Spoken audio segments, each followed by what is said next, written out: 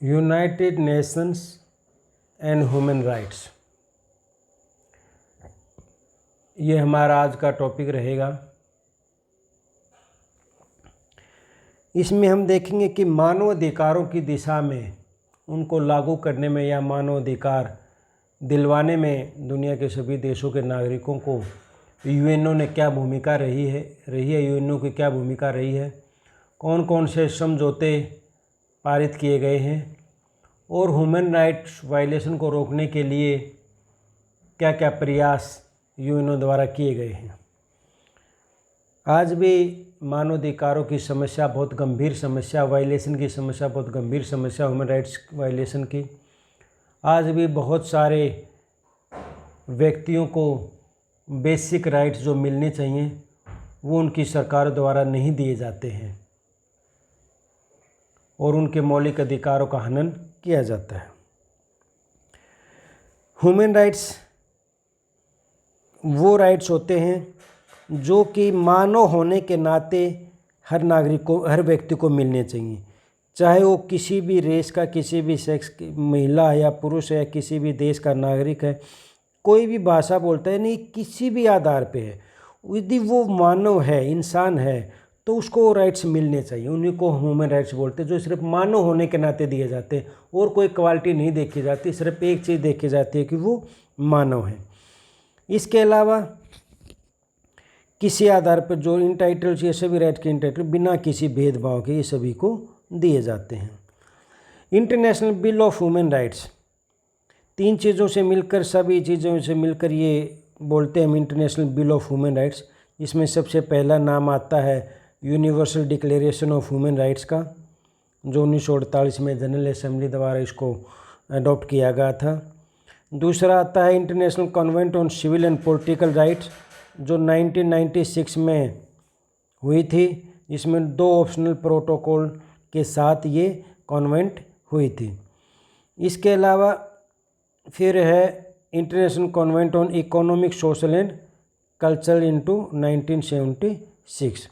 तो इन तीनों को मिला के हम इनको अलग अलग देखेंगे, खासकर मुख्य रूप से जो डिक्लेरेशन है, जो ह्यूमन राइट्स की दिशा में जो ये काम किए गए।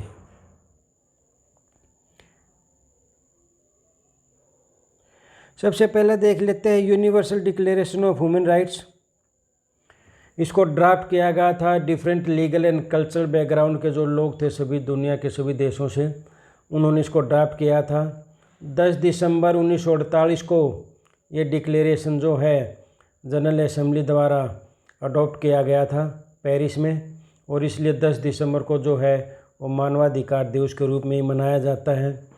तो इसने इस डिक्लेरेशन के माध्यम से जो है common standard of achievement for all peoples and all nation, सभी देशों के सभी व्यक्तियों के लिए एक समान कॉमन स्टैंडर्ड बनाया गया था कि सभी इस पैमाने के आधार पर काम करेंगे।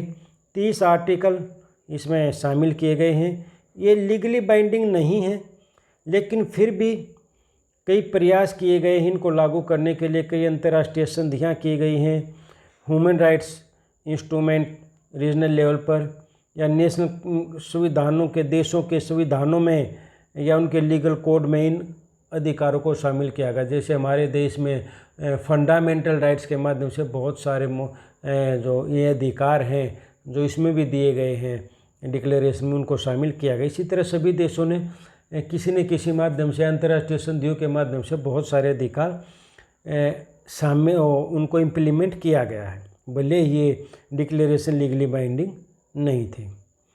30 आर्टिकल हैं इसमें जो डिक्लेरेशन ऑफ ह्यूमन राइट्स था यूएनओ का। तो इसमें एक तो सभी को फ्री और इक्वल हैं, सभी बराबर हैं, सभी स्वतंत्र हैं, किसी के साथ कोई भेदभाव नहीं किया जाएगा, जीवन का अधिकार उनको दिया गया है, कोई स्लेवरी यानी कि दास प्रथा को रोक दिया गया, बिल्कुल इलीगल घोषित किया गया है। No torture and inhuman treatment, किसी को टॉर्चर नहीं किया जाएगा, अमानवीय व्यवहार नहीं किया जाएगा। लॉ सबके लिए एक जैसा, यानी कि सब लॉ की नज़रों में इकट्ठे, सब एक लीगल इंटाइटी है, यानी कि कानूनी रूप से ही कार्रवाई की जाएगी। सभी को कानून के समक्ष समानता दी जाएगी। उनको अपना पक्ष कोर्ट में रखने का अधिकार होगा। फेयर डिटेनमेंट, उनको किसी कानून के उल्लंघन के आधार पर ही, कानूनी आधार पर उनको बंदी बनाया जाएगा, वैसे उनको नहीं बनाया जाएगा। राइट टू ट्रायल, अपना मुकदमा लड़ने की या अपना पक्ष रखने की उनको आज़ादी होगी। इसके अलावा जो है, जब तक गिल्टी साबित नहीं हो जाता, जैसे कि हमारे विश्वविधान में यही है, जब तक किसी को अपराधी घोषित नहीं किया जाता उसको निर्दोष माना जाएगा। प्राइवेसी का अधिकार है सभी को, घूमने का, कहीं पर भी आने जाने का, रहने का स्वतंत्रता है। असाइलम, किसी देश में यदि एक देश में उनकी जान को खतरा है तो दूसरे देश में उनको शरण पाने का अधिकार और दूसरा देश उसको शरण देगा। जैसे बहुत सारे रिफ्यूजीज या शरणार्थी कई देशों में हैं, जैसे हमारे देश में भी, जैसे दलाई लामा अपने अनुयायियों के साथ आया हुआ है। राइट टू नेशनलिटी, सबको राष्ट्रीयता का अधिकार है, एक नागरिक बनने का अधिकार है देश का। मैरी और फैमिली, शादी का और परिवार बनाने का अधिकार है। चीज़ों का स्वामित्व प्राप्त करने का अधिकार है। धर्म की और विचारों की स्वतंत्रता का अधिकार है और अपने विचार प्रकट करने का उनको अधिकार है। इकट्ठा होने का अधिकार है, जो हमारी मौलिक स्वतंत्रताओं में दी गई हैं स्वतंत्रताएं सारी। डेमोक्रेसी का अधिकार, यानी कि उनको अपनी सरकार चुनने का अधिकार है या चुनाव में भाग लेने का या सत्ता प्राप्त करने का अधिकार है। सोशल सिक्योरिटी, समाज में सुरक्षा प्राप्त करने का अधिकार है। काम का अधिकार है, और सिर्फ काम ही नहीं बल्कि काम के दौरान उनको रेस्ट भी चाहिए, आराम भी चाहिए और समय समय पर छुट्टी भी उनको मिलनी चाहिए। सोशल सर्विस करने का अधिकार है। शिक्षा प्राप्त करने का अधिकार है। अपनी कल्चर और आर्ट को प्रोपोगेट करने का अधिकार है, और दुनिया में आने जाने, कहीं पर भी घूमने का अधिकार है उसको। और उस सब्जेक्ट टू लॉ है, यानी कि कोई भी कार्रवाई होगी उसको कानून के अनुसार ही उसके कार्रवाई की जाएगी। और फिर आखिर में कहा गया है कि इन ह्यूमन राइट्स को लिया नहीं जा सकता, यानी कि उनको छीना नहीं जा सकता। ये सभी देशों को ये एक किस्म से डायरेक्शन थी सभी मेंबर स्टेट को कि आप अपने देश में कानून बनाकर ये सारे अधिकार जो हैं अपने नागरिकों को प्रदान करो। इसके अलावा ह्यूमन राइट डिक्लेरेशन के अलावा हमने बताया था कि इंटरनेशनल लॉ में और क्या क्या शामिल था। Economic, social and cultural rights को लेकर एक कन्वेंट साइन किया गया था 1976 में। इसमें क्या क्या शामिल था? Right to work in just and favourable condition, यानी कि उसको काम का अधिकार चाहिए और जहाँ काम करे वहाँ पर न्यायपूर्ण व्यवस्था हो और फेवरेबल कंडीशन हो, जैसे हाइजेनिक कंडीशन हो, जोखिम भरा काम ना हो, तो ये सारी व्यवस्था उनको देनी चाहिए। पीने के पानी की, रहने की, खुली हवा की, सारी उसको आज़ादी, कंडीशन फेवरेबल होनी चाहिए। राइट टू सोशल प्रोटेक्शन, उसको सोशल प्रोटेक्शन का अधिकार है। Adequate standard of living and to highest attainable standard of physical and mental wellbeing, तो अपना मेंटल वेलबींग या फिजिकल वेलबींग के लिए उसको उच्चता प्राप्त करने का, यानी कि उसको अच्छा सुधार प्राप्त करने का अधिकार उसको होना चाहिए। एजुकेशन का अधिकार है। Enjoyment of benefits of cultural freedom and scientific progress, scientific progress का, शिक्षा प्राप्त करने का, या फिर जो है इंजॉय करने का अधिकार उसको मिलना चाहिए। तो ये इस कन्वेंट में शामिल किए गए थे। इससे पहले ये सिविल और पॉलिटिकल राइट्स भी कन्वेंट भी साइन किया गया था। पहला प्रपोजल 1976 में आया था और दूसरा प्रपोजल 1989 में आया था। इसमें जो सिविल और पॉलिटिकल राइट्स हैं, जैसे फ्रीडम टू मूवमेंट है, इक्वलिटी बिफोर लॉ है, right in a fair trial and presumption of innocence, यानी कि जब तक अपराधी साबित नहीं हो जाता जब तक निर्दोष और ट्रांसपेरेंट रूप में ट्रायल उस पर चलना चाहिए। उसको अपने विचार प्रकट करने का, अंतरात्मा के अनुसार काम करने का, किसी भी धर्म को अपनाने की स्वतंत्रता, freedom of opinion and expression, अपने विचार प्रकट करने की, पीसफुल इकट्ठा होने की, एसोसिएशन बनाने की, और इलेक्शन में भाग लेने की, वोट डालने की भी, चुनाव लड़ने की भी, और माइनॉरिटी के राइट्स को प्रोटेक्ट किया गया। तो एक किस्म से जो उस डिक्लेरेशन में जो डिक्लेरेशन थी उसी के आधार पर यह कॉन्वेंट भी साइन किया गया, यानी कि एक समझौता साइन किया गया कि इसके आधार पर उनको इम्प्लीमेंट करने का प्रोविज़न किए गए हैं।